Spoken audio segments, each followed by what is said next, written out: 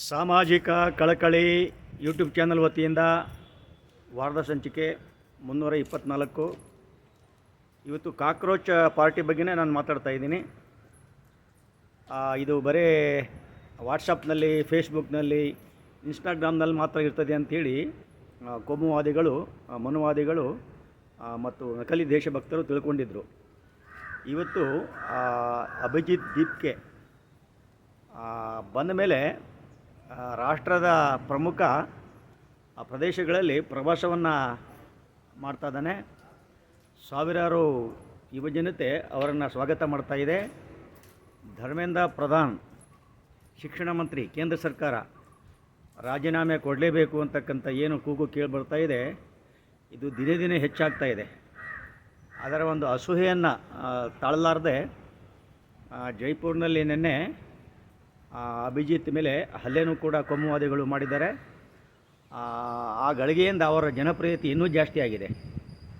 ಆ ದೃಷ್ಟಿಯಲ್ಲಿ ಇದು ನಿರಂತರವಾಗಿ ಆಗಬೇಕು. ಯಾವುದೇ ಕಾರಣಕ್ಕೂ ಕೂಡ ಮಧ್ಯಕ್ಕೆ ನಿಲ್ಲಿಸಬಾರ್ದು. ಹೆದರುವ ಪ್ರಶ್ನೆಯೇ ಇಲ್ಲ. ಇದಕ್ಕೊಂದು ತಾರ್ಕಿಕವಾಗಿರ್ತಕ್ಕಂಥ ಅಂತ್ಯವನ್ನು ಹಾಡಬೇಕು ಯುವಜನತೆ.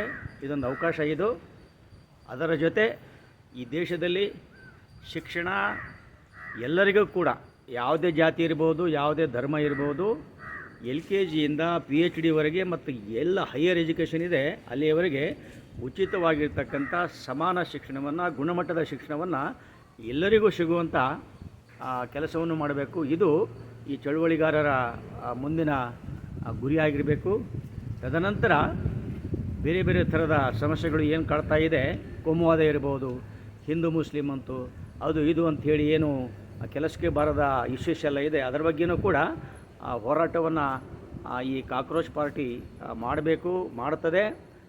ಯಾಕಂದರೆ ಇವತ್ತಿನ ದಿವಸ ಅವರ ಸ್ಟ್ರಾಟಜಿ, ಅವರ ಏನು ಪ್ಲಾನಿಂಗ್ ಏನಿದೆ, ಅವರ ರೊಚ್ಚೇನಿದೆ, ಅವರ ಬುದ್ಧಿವಂತಿಕೆ ಏನಿದೆ, ಅದನ್ನು ನೋಡಿದಾಗ ಒಂದು ಆಶಾಭಾವನೆ ಬರ್ತದೆ. ಆ ದೃಷ್ಟಿಯಲ್ಲಿ ಎಲ್ಲ ಯುವಜನರು ಕೂಡ ಈ ಕಾಕ್ರೋಚ್ ಪಾರ್ಟಿಗೆ ಬೆಂಬಲವನ್ನು ವ್ಯಕ್ತಪಡಿಸಬೇಕು. ಅದರ ಮೂಲಕ ಈ ದೇಶದ ಸಮಗ್ರ ದುರಸ್ತಿ ಕೆಲಸ, ರಿಪೇರಿ ಕೆಲಸ ನಡಿಬೇಕು ಅಂತಕ್ಕಂಥ ವಿಚಾರವನ್ನು ಹೇಳ್ತಾ, ದಯವಿಟ್ಟು ಚಾನಲ್ಗೆ ಲೈಕ್ ಮಾಡಿ, ಶೇರ್ ಮಾಡಿ, ಸಬ್ಸ್ಕ್ರೈಬ್ ಮಾಡಿ. ಪುನಃ ಮುಂದಿನ ವಾರ ಹೊಸ ಸಂಚಿಕೆಯೊಂದಿಗೆ ಬರ್ತಾ ಇದ್ದೀನಿ. ಎಲ್ಲರಿಗೂ ಶುಭವಾಗಲಿ.